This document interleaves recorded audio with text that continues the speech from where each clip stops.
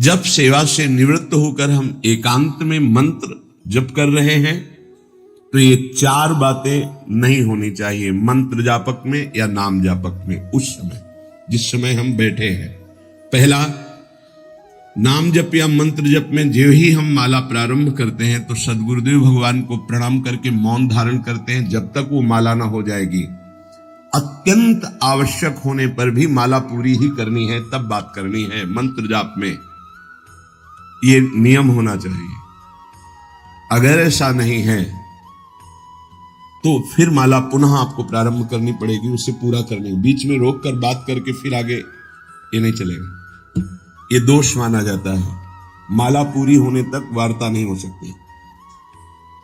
बोलना बीच में, पहला दोष। दूसरा, इधर उधर देख ऐसे माला जपने, मेरुदंड सीधी, नासाग्र दृष्टि ऐसे। जिसे नींद आने की संभावना है वो आंख मूंद के भजन करने मत बैठे।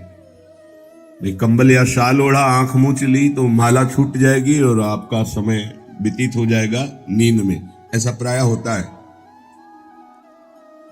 कठोर आसनों पे बैठ करके नींद ना आवे इसलिए नासाग्र दृष्टि रख के जप किया जाता है। उस मंत्र का ध्यान करते हुए आंख खुली हुई, बार बार पलक झपकना ऐसे ये नहीं, नासाग्र दृष्टि रखते हुए मंत्र जप करते हुए बोलना नहीं। जैसे 11 माला का नियम दिया है गुरु मंत्र का, तो जिनकी विशेष विशेष सेवाएं हैं, जब आपको समय मिले, जितना मिले अधिक से अधिक आप मंत्र जाप करें। जब आप आसन पे बैठकर मंत्र जाप कर रहे हैं तो बोलना नहीं है, माला पूरी होने पर ही बात करें अगर कोई अत्यंत आवश्यक है। दूसरा, इधर उधर गर्दन हिलाना, देखना, ये नहीं। मेरुदंड सीधी, आंख खुली हुई, आंख मूंद के नहीं जपना। एक महाभागवत की पत्नी निरंतर भगवदाकार वृत्ति में रहती थी। उनके पति जब पूजा में बैठते तो आंख मूंद करके बैठते ध्यानस्थ से। एक बार उन्होंने पूछा, प्रभु आपके आंख मूंदने और आंख खोलने में अंतर पड़ता है क्या? उनका पड़ता है। तो बोले आपकी पूजा अधूरी। हम चाहे बाहरी दृष्टि में हो या आंतरिक दृष्टि में हो, एक ही चिंतन होना चाहिए। आंख खुली हो या आंख बंद, तभी सच्चा उपासक है। तीसरा, हिलना मंत्र जाप के समय। ये कीर्तन में हो सकता है, पद गायन में हो सकता है, लेकिन मंत्र जाप के समय हिलना नहीं, ये नहीं। गर्दन घुमाना, बात करना। चौथा, हंसते हुए प्रपंच की वार्ता करना, हंसी मजाक चल रही, बोलना मतलब उत्तर देना। चौथे में जो हंसते हुए प्रपंच वार्ता करना। बैठे कुर्सी में 3 लोग, माला हाथ में, प्रपंच की वार्ता। अपमान कर रहे हो माला का, मंत्र का। आप क्या कर रहे हो? उपहास कर रहे हो। 4 लोग जा रहे, माला सरक रहा है, बातचीत कर रहे, तो माला सरकाने से थोड़ी भगवत प्राप्ति होगी। जो माला की एक भी मन का नाम और मंत्र से खाली ना जाए, उसका चिंतन करते हुए, वो आंतरिक चिंतन को बढ़ाने के लिए माला है। माला सरकाने से थोड़ी भगवत प्राप्ति होती है। माला की मनका के सहारे से हम प्रत्येक मंत्र का चिंतन करके, उसका श्रवण करके, मनन करके, तब फिर आगे बढ़ते हैं। ये थोड़ी कि जल्दी जल्दी किसी की माला को तो देखते हैं कि इतनी रफ्तार से कैसे चल सकती है। अगर हम केवल राधा नाम भी जपें तो इतनी रफ्तार से नहीं चल सकता, क्योंकि हमें लिखना है राधा राधा। तो अष्टादशाक्षर मंत्र या 12 मंत्र, फिर इन मंत्रों को तो कैसे आप इतनी जल्दी, कैसे बिना अक्षर मात्रा दर्शन के कैसे आप मन का सरका दिए? 11 माला बहुत होते हैं। अगर जिस पद्धति से कहते 11 माला कर लो तो बहुत जल्दी मानसिक सिद्धि प्राप्त हो जाए। सामने मंत्र लिखा हुआ है, हर बार नवीन मंत्र की रचना कर रहे हैं। हर मन के पे, एक मन के पे पूरा मंत्र लिखा, फिर एक मन के पे पूरा मंत्र, फिर मन। देखो मन कहां भाग के जाएगा, मन निर्विषय हो जाएगा, सच्चिदानंद की तरफ दौड़ पड़ेगा मन।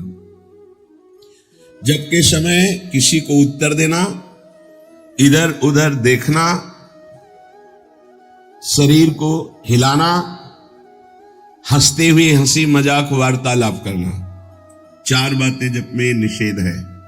जब काले न भासेत नान्यानि प्रेक्षेत बुधा न कंपेत शिरोग्रीवाम दंतान्नैव प्रकाशयेत।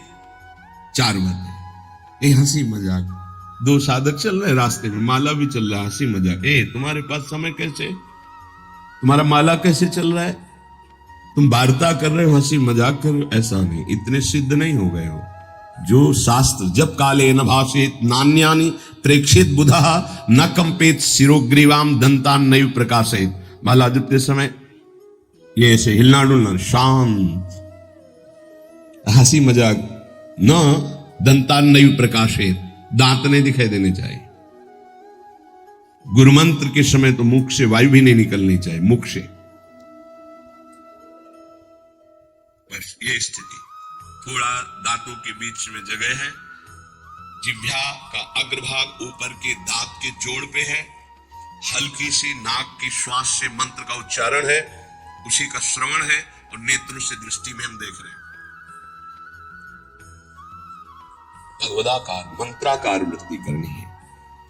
प्रभु के मंगलमय नाम उच्चारण करने से करोड़ करोड़ जन्मों के पापों का नाश होता है, ऐसा शास्त्र और ब्रह्म ऋषियों ने निश्चय किया है। भगवान का नाम उत्तम श्लोक है, पवित्र कीर्ति है।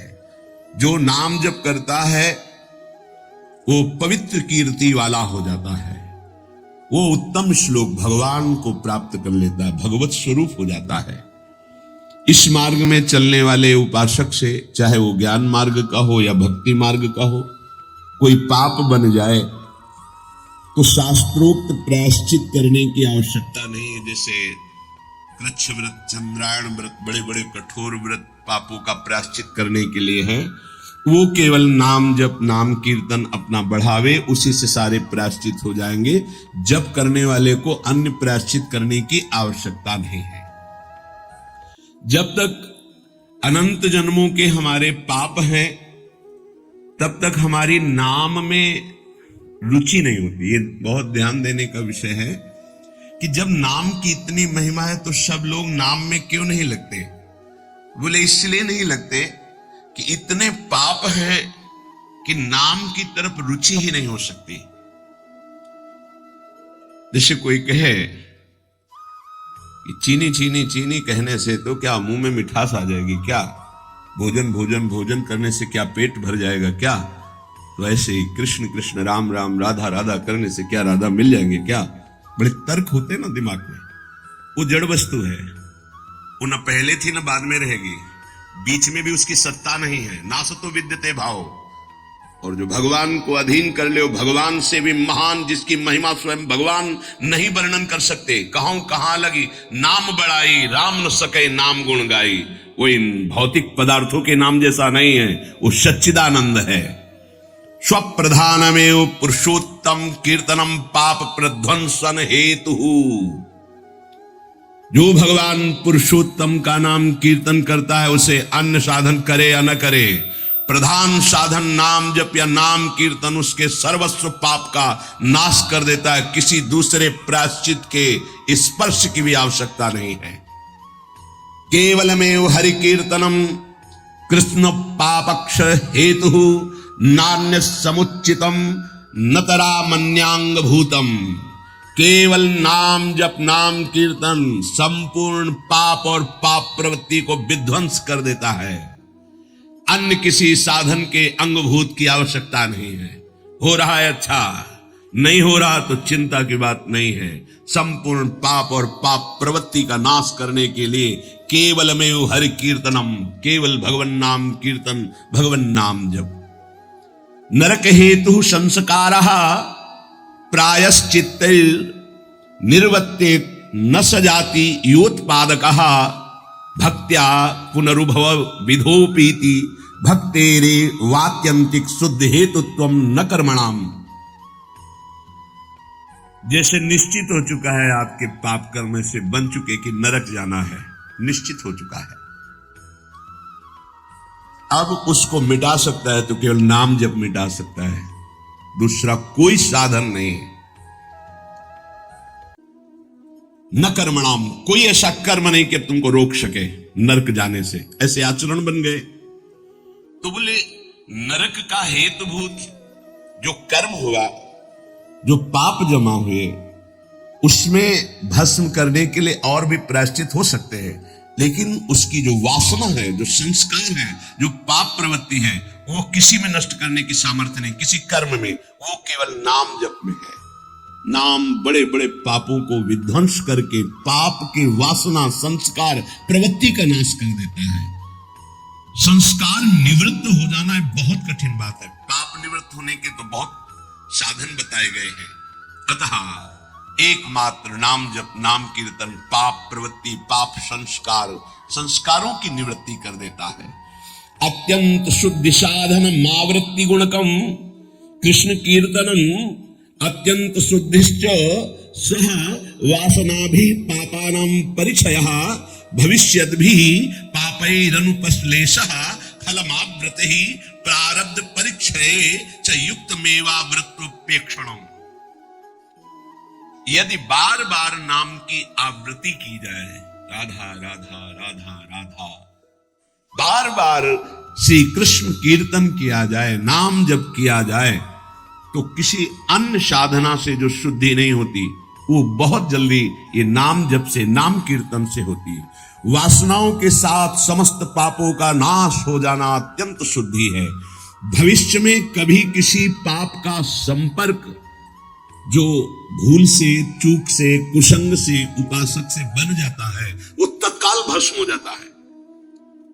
तत्काल इतनी भीषण जलन प्रायश्चित पैदा होती है कि उसके लिए नहीं कि अभी का पाप शाम तक भी टिक पाएगा, नहीं, तत्काल प्रायश्चित होता है। नाम जप से तत्काल ग्लानि, इतनी जलन क्यों, भस्म हो जाता है।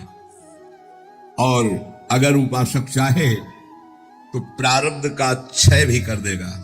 प्रारब्ध अर्थात जो शरीर भोग निश्चित हो चुका है, ऐसा न समझे कि नाम जापक भजन करने वाला प्रारब्ध क्षय नहीं कर सकता। हर रोग को नष्ट करने की सामर्थ्य है, पर वो अपने नाम जप की जो आवृत्ति कर रहा है, अव्यावृत भजना, बार बार नाम जप कर रहा, वो आराध्य देव के विधान को जानकर सुखी होने वाला उपासक हो जाता है। पाप क्षय हुआ, पाप की प्रवृत्ति का नाश हुआ, आगे भूल चूक से पाप हो जाए उसका भस्म करने की सामर्थ्य उसमें, प्रारब्ध को क्षय करने की सामर्थ्य होते हुए भी भक्त अपने प्रारब्ध को क्यों भोगता है? क्योंकि वो उस भजन से अपने आराध्य देव को प्रसन्न देख करके, मन जहां है सावई मना कृष्ण पदारविंदेव, अब उसे प्रारब्ध कोई दुखद नहीं लगता, अपने स्वामी का मंगल विधान लगता है, वो उसे सहज में भोग लेता है। यदि चाहे तो उसे तत्काल भस्म कर दे प्रारब्ध को। आगे इसका वर्णन करते हैं। अप्रारब्ध प्राचीन पापक्षय सकृत कीर्तनमेव साधनमिति निरपवादम अन्नवचनानि संत्य अनंतानि। प्रारब्ध से भिन्न पापों का क्षय, समझना, अप्रारब्ध प्राचीन पापक्षय, बिना प्रयास के नाम जप से वो क्षय हो जाते हैं। प्रारब्ध के लिए संकल्प करना पड़ता है और भक्त संकल्प रहित होता है, इसलिए प्रारब्ध को भोगता है। जो प्राचीन पापाक्षय अप्रारब्ध, जो प्रारब्ध में नहीं है, पूर्व संचित जमा पाप कर्म है, वो सकृत कीर्तन में साधनमिति, एक ही साधन भगवन नाम कीर्तन, भगवन नाम जब वो स्वाभाविक नष्ट हो गया। निरपवादम, इसमें किसी का कोई तर्क नहीं है, पर प्रारब्ध को क्षय करने के लिए संकल्प करना होता है। ये मेरा रोग नष्ट हो जाए, ये कभी भक्त नहीं कर सकता। इसीलिए बड़े बड़े संतों को कष्ट में देखा गया, शारीरिक। अप्रारब्ध स्वाभाविक क्षय हो जाएगा, पर प्रारब्ध के लिए संकल्प करना पड़ेगा। इसलिए भक्तजन अत्र वचनानि संत्यनंतानि, संतों के अनंत वचन पाए गए। क्या कि जैसे मेरे प्रभु रख रहे हैं वैसे मैं बहुत राजी हूं, मेरे स्वामी जैसे मुझे रख रहे हैं, जोई जोई प्यारो करे सोई मुझे भावे, तेरा किया मीठा लागे। क्या बड़े बड़े महापुरुष के तेरा किया मीठा लागे। प्रभु आप जो विधान कर रहे हो, वो प्रारब्ध क्षय के लिए संकल्प नहीं करते।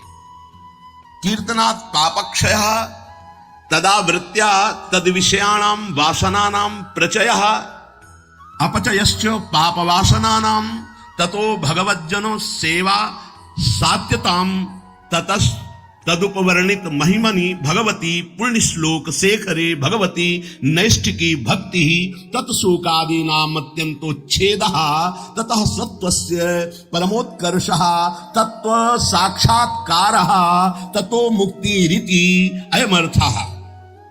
ओह, बड़ी अद्भुत बात वर्णन कर रहे हैं। ये कीर्तन केवल पाप का ही नाश नहीं करता, नाम जप, ये नाम जब बार बार जो आवृत्ति की जाती है, इससे उपासना की वृद्धि होती है, वासनाओं का नाश होता है। इसके पश्चात भगवत प्रेमी महात्माओं का सानिध्य मिलता है। ये बड़े गूढ़ विषय है। जब तक आपके पाप क्षय नहीं हुए तो आप संतों के सन्मुख नहीं पहुंच सकते। भगवत कृपा हुई, कैसे पाप क्षय हुए? श्रवण सुजस सुनी आयऊ, जब कान में श्रवण में हमारे भगवतीय सिद्धांत नाम महिमा पड़ी तो सुन सुन के हमारे हृदय में इच्छा जागृत हुई, चलो संत दर्शन करते हैं।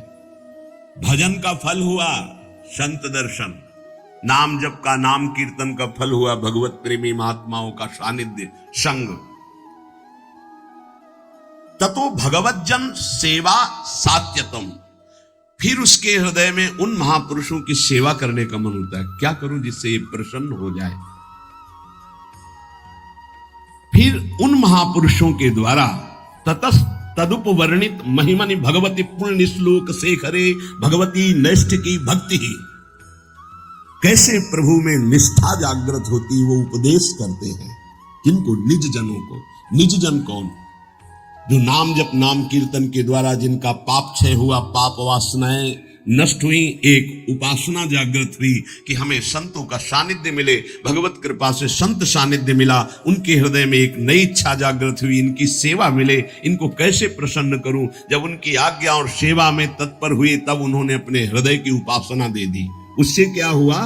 बोले भगवती नैष्ठिकी भक्ति, निष्ठा पूर्वक भगवान की भक्ति का जागरण हुआ।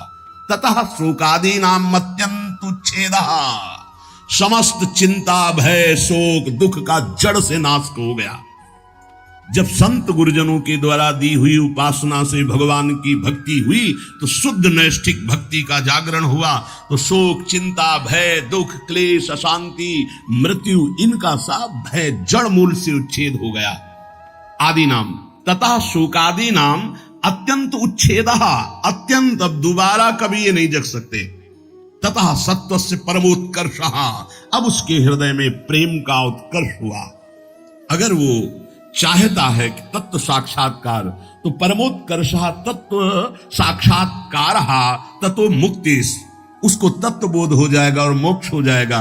अगर वो ये नहीं चाहता है तो प्रेम प्राप्त हो जाएगा, भगवत लीला धाम में प्रवेश। दोनों तत्व बोध हो जाना या भगवत प्रेम, दोनों नाम जापक नाम कीर्तन करने वाले को प्राप्त हो जाता है।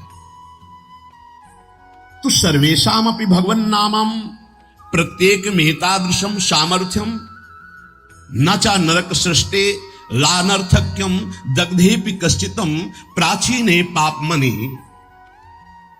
तब तो फिर नरक तो कोई जाएगा ही नहीं, तो नरक की सृष्टि करना व्यर्थ हो जाएगा।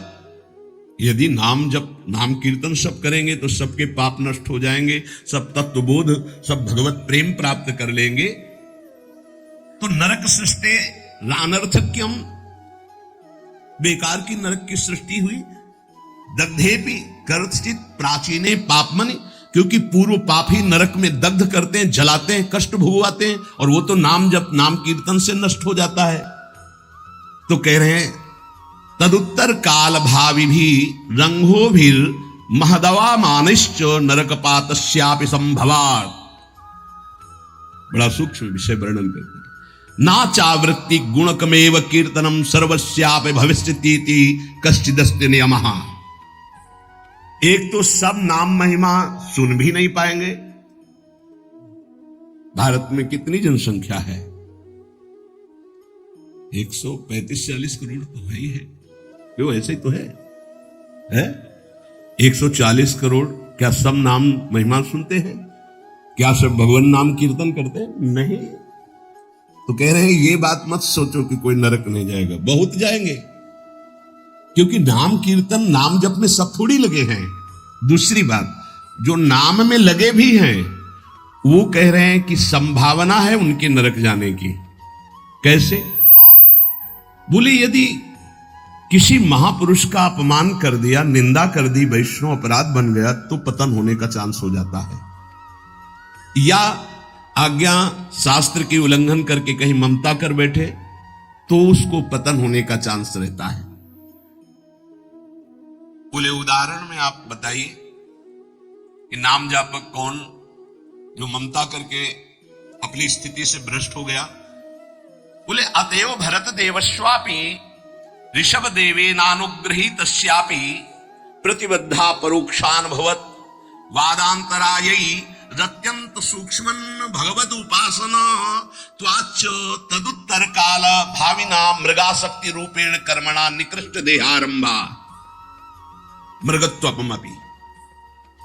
जहां निरंतर भजन के लिए राज्य और पत्नी और पुत्र आदि का त्याग किया भगवान ऋषभ देव जी के पुत्र भरत जी, वहीं मृग की ममता में आकर के मृगाशक्ति रूपेण कर्मणा निकृष्ट देहारंभा, निकृष्ट देह मृग की प्राप्त कर लिए। अगर ममता करेंगे चूक हो जाएगी, जन्म जन्मांतर के लिए कितना जाना पड़ेगा। उनकी सावधानी ये रही कि मृग शरीर में भजन किए तो अगले बोध संपन्न जड़ भरत जी के रूप में प्रकट हुए। अगर नाम जप कर रहे हो, भजन कर रहे हो और वैष्णव निंदा कर रहे हो, संत अपमान कर रहे हो, संत द्रोह कर रहे हो, तो आपको भ्रष्ट हो जाना पड़ेगा, अपनी स्थिति से गिर जाना पड़ेगा। जय विजय योश्च वैकुंठ वासिनोरपि ब्रह्मविदो मानादधा पतनम। ब्रह्मविद महापुरुष सनक सनंदन सनातन सनत कुमार का अपराध करने के कारण वैकुंठ में विराजमान जय विजय अधापतन को प्राप्त हो गए। ब्रह्मविदवमान जनितम ही दुरितम दुरत्ययम भगवद उपासनेनापि भगवद भक्तावमान जनितम च प्रपंचितम। कह रहे हैं कि जो ब्रह्म धाम में विराजमान वैकुंठ धाम में वो जब अपराध कर दिए भक्त का, सनक सनंदन सनातन सुमनत कुमार का, तो उनको 3 जन्म के लिए अधापतन हुआ और राक्षस भाव को प्राप्त हुए, दैत्य भाव को प्राप्त हुए।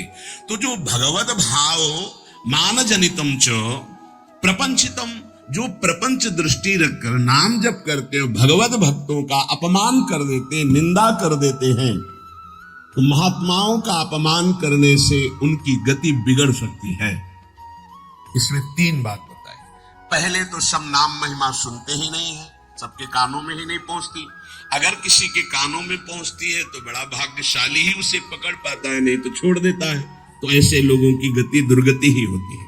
दूसरे जो नाम पकड़ते हैं उनमें कोई भाग्यशाली होता है कि किसी की निंदा स्तुति ना करते हुए, नाम जप करते हुए आगे बढ़ जाए। नहीं तो जहां नाम जप हुआ अपने में गुणाभिमान आने की संभावना होती है, अगर साधु संग ना हुआ, वो दूसरे संतों की फिर अवहेलना, निंदा, अपमान। एक ही प्रभु है, 10-20 प्रभु नहीं है। उनके नाम अनंत है, उनके रूप अनंत है, उनकी उपासना अनंत है, उपासना की पद्धतियां अनंत है, मान सकते हैं, लेकिन प्रभु एक है, इसमें कोई संशय नहीं।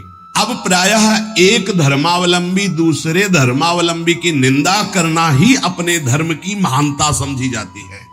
हमारी समझ में कम आता है। हम किसी की निंदा कर रहे हैं, किसी का अपमान कर रहे हैं, किसी की अवहेलना कर रहे हैं, तो हम अपने आराध्य देव की आज्ञा का उल्लंघन कर रहे हैं।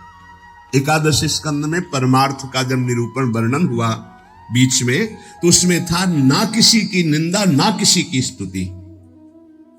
समझ में नहीं आता। हम समझते हैं हम अपने आचार्य की बहुत महिमा गा रहे हैं, अगर दूसरे आचार्य की निंदा कर रहे हैं, दूसरे इष्ट देव के नाम की निंदा करें तो हम अपने इष्ट देव को बहुत प्रसन्न कर लेंगे। नहीं भाई नहीं, अभी समझ में नहीं आई, अभी बुद्धि ठीक नहीं है। सर्वम खलमिदं ब्रह्म ने नानास्ति किंचन। श्री कृष्ण चंद्र जी कह रहे मत्ता परतरम नान्यत किंचित अस्ति धनंजय, मेरे सिवा कोई नहीं, फिर तुम उनके दास हो। तुमको नहीं दिखाई दे रहा तुम्हारा आराध्य देव स्वरूप में? अवहेलना, उपहास, दूसरे धर्म की अवहेलना अर्थात अपने आराध्य देव की, दूसरे वैष्णव की, दूसरे संत की, दूसरे उपासक की निंदा अर्थात अपने आराध्य देव की कह रहे हैं। जय विजय योश्च वैकुंठ वासिनोरपि ब्रह्मविदव मानादधः पतनम, अधः पतनम। वैकुंठ से पतन होना असंभव, लेकिन इस असंभव पद से भी पतन हो गया महापुरुषों का अपमान करने से। और तो सब छोटी बात है। इसलिए ध्रुवदास जी ने भी सिद्धांत विचार लीला में वर्णन किया, भक्तन के अपराध सो डरपत रहो। या एक अपराध है जो बड़ी बड़ी पदवी से तुम्हें भ्रष्ट कर देगा, तुम्हारे सारे सुकृत नष्ट कर देगा। भक्तन निंदा अति बुरी भूल करे जिनको के सुकृत बहु जन्म के छिन में डारे खोए। अगर कहीं कोई दंभ पाखंड कर रहा है वो खुद भोगेगा, वो खुद ठग रहा है अपने आप को, खुद जल रहा है, तुम नहीं देख पा रहे। तुम अपने आराध्य देव को देखो, तुम अपनी उपासना को परिपक्व करो, तुम अपनी वासना को नष्ट करो, अपने हृदय में दंभ पाखंड मत आने दो, ये साधना है। अगर आपको यह वीडियो अच्छी लगी है तो वीडियो को लाइक करें, कमेंट करें और चैनल को सब्सक्राइब जरूर करें। और मैं आपको मिलता हूँ कल एक और नए वीडियो के साथ। राधे राधे।